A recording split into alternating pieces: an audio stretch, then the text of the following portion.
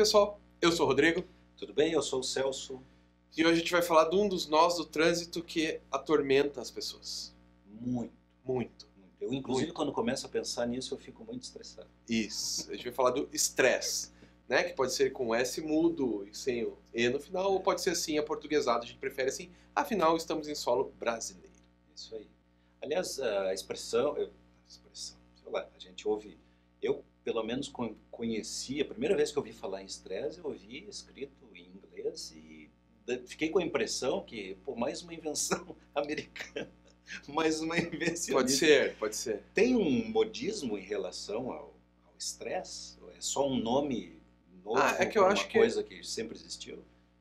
Bom, é que o nome estresse ele não vem da psique, né? Ele vem da biologia, né? Da física. Então, assim, lesão por estresse.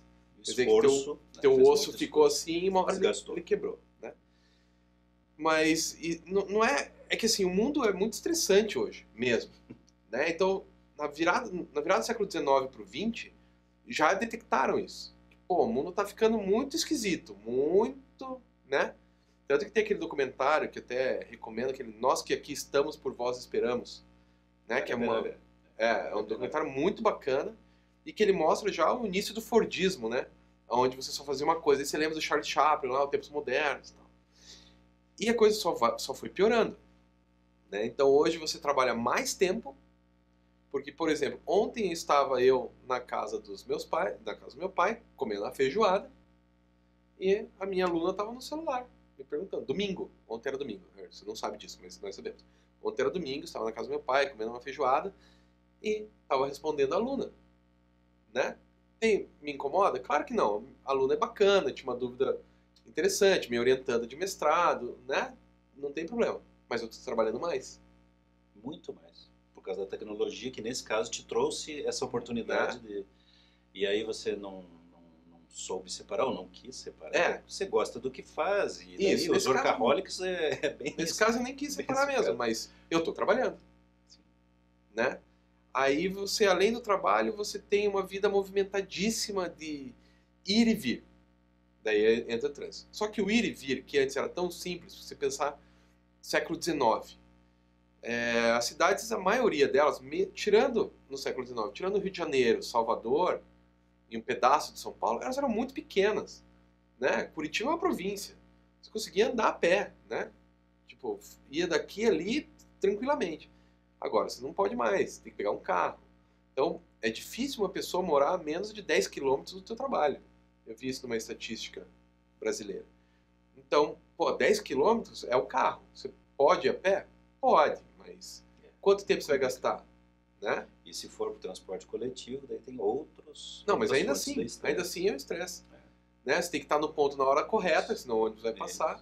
Às vezes o ônibus se atrasa. Às vezes o ônibus está lotado. O ônibus está Daí o lotado. estresse é pior. Né? Ou você entra e daí estão lá te esmagando e as mulheres têm muito problema ainda. Isso, ainda tem mais isso. Daí tem a questão, para quem faz baldeação, que daí o ônibus se atrasou, logo eu perdi o metrô. E, nossa, daí tudo isso vai gerando estresse, chega no trabalho, esse capitalismo do mal que tem, não que eu seja contra o capitalismo em si, mas esse capitalismo muito cruel com o trabalhador é danoso para a sociedade. Né? Produção. E o cara não vive, né? Ele não vive, ele apenas produz. Né? Ele produz e consome. Ele não é mais o cidadão. Ele é um consumidor ou é um produtor. Nesse sentido, a vida de todo mundo ficou muito agitada ao longo das últimas décadas, séculos. Né? Mas, assim, a tecnologia tem muito a ver, a evolução tecnológica tem muito a ver com esse aumento da agitação. Né? Também. Vou trazer um negócio aqui do trânsito que é curiosidade. Quando os primeiros motores a vapor, os primeiros trens, a tecnologia do motor a vapor foi utilizada meio que ao mesmo tempo, historicamente, nos trens e nos barcos. Isso. E os primeiros automóveis, o primeiro era um caldeirão a vapor, né? Eu já vi ele no museu, cara. Muito legal. Coisa fantástica. Tinha a capacidade incrível de desenvolver até 20 km por hora. Isso, cara, isso é a velocidade de um bom cavalo cavalgando num... menos, né? O cavalo é mais rápido que isso. Pois é, mas aí, quando começou a chegar próximo da velocidade do cavalo e passar, primeira vez, isso tem registro histórico, primeira projeção lá que um carro poderia chegar, um automóvel poderia desenvolver 40 km por hora, havia uma preocupação, olha o estresse, né, do pessoal da medicina da época, da biologia, não sei bem, que isso poderia provocar um ataque cardíaco. Isso. Poderia causar danos neurológicos para a pessoa. Não, que a pessoa ia ficar sem ar, que não ia conseguir respirar. Porque era muita velocidade. Caramba, hoje nós temos... A Fórmula 1, quando os caras pegaram, acho que foi 60 por hora. O cara falou, olha, não dá mais do que isso aqui, as pessoas vão morrer no carro. Né? Tipo, é engraçado de entender que o cara não sabe e aí direito como é que as coisas funcionam. Essa evolução da velocidade dos veículos, claro, tô pegando um fator só, né? Ela tem muito a ver com essa expectativa do ritmo mais acelerado. E essa ansiedade, né? Você usa a tecnologia para quê? Porque daí sobra mais tempo. Cara, mas daí você usa a tecnologia para preencher mais ainda o teu tempo. Tudo bem que a gente também está vendo muita bobagem. Vamos que isso, né, é entretenimento, ainda que sob críticas, mas de alguma forma, né? Você está lendo bobagens, você está gastando tempo com, sei lá, com diversão de gosto questionável, mas você está fazendo isso misturado no trabalho. Misturado com e isso que essa falta de divisão, li muitas recomendações sobre isso, tenho lá minhas dúvidas de se funciona ou não, se é exatamente assim, mas o fato é que as pessoas vão se estressando cada vez mais, apesar de hoje haver condições de ter uma vida mais tranquila no que depende da tecnologia. Só não sei se tem coisa, porque a tecnologia está submetida à política, né? A tecnologia, existem grupos econômicos políticos que falam assim, tá vendo essa tecnologia? Ela foi feita para eu ganhar mais dinheiro. Pois é, mas por exemplo, se você tem um bom sistema de vídeo e som em casa, você talvez não vá no cinema para ver um filme em casa. Sim, mas daí você está trocando um lazer por outro. Sim, mas você não tem o tempo de deslocamento, né? Você não tem o risco do trânsito, quer dizer, você pode assistir agora.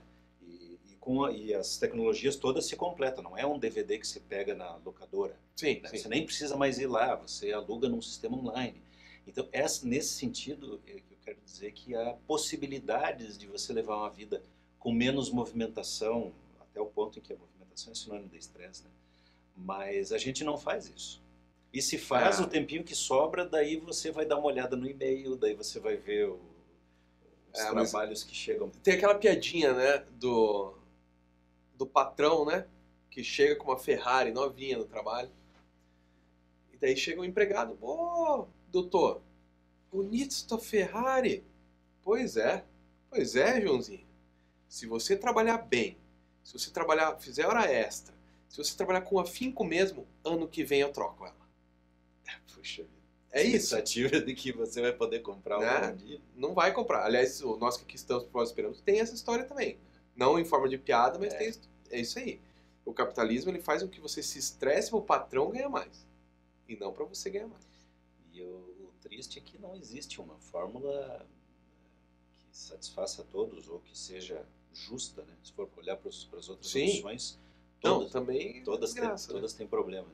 Então, é por isso que esse assunto aqui do estresse talvez seja tema para qualquer área a qualquer tempo. Né? Tanto em qualquer época, porque vai mudando o patamar, mas as tecnologias vão mudando, a cultura vai... Mas as pessoas sempre estão estressadas. Mas assim, a OMC, né, a Organização Mundial de Saúde, falou que as doenças... OMS. Isso. Eu falei OMC? OMS do comércio. Tá, OMS, desculpa. Que as doenças derivadas de ansiedade, do qual o estresse é um dos principais, né, o estresse, a depressão e tal, são a segunda maior doença do planeta. A maior são as doenças cardíacas, qualquer tipo, e a segunda maior são as doenças motivadas pela ansiedade, qualquer tipo também. E projeta-se, não sei se isso é verdade ou não, enfim, é uma projeção, que em 2020 ultrapasse. Então vai ter mais pessoas com problemas psicológicos motivados pela ansiedade e estresse do que problemas cardíacos na sociedade.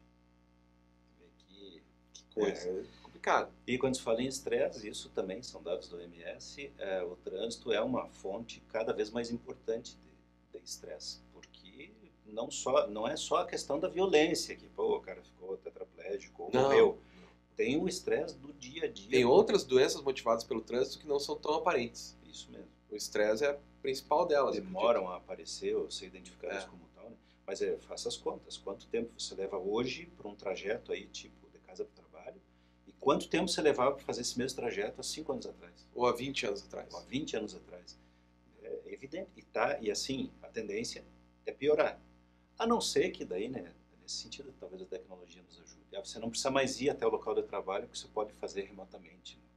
Então, pelo menos o trânsito... Mas ó, o sistema Fabril não mudou até Não, hoje. é. E eu tô falando do Depois que é sistema mão de Fabril obra, para tudo.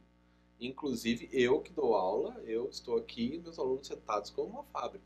Eu sempre falo isso para eles. mesmo padrão. O sistema Fabril não mudou nem um pouquinho, desde o século XIX até agora. A gente está no mesmo esquema. Vocês estão sentadinhos, são 8 da manhã, todo mundo sentadinho em fila indiana. E fica o professor aqui falando como se soubesse tudo. Dando conhecimento. Né? Que é uma cascata. Abram seus ouvidos. Que Que é uma cascata gigantesca. Né? Porque o professor não sabe nada também. E a gente continua reproduzindo esses modelos. Né? O que no outro programa nós falamos a questão da dificuldade de mudar a cultura. Né? Bem complicado. Um exemplo bem contundente. Queremos que você opine. Anota aqui, ó. Isso. Aqui embaixo deve ter um lugar para você escrever. Escreve aí. Pode criticar, pode sugerir. Sim, sim. Sugere o que você quer aí que a gente fale, a gente até fala. Legal. Beleza? Até mais, pessoal. Tchau, um abraço.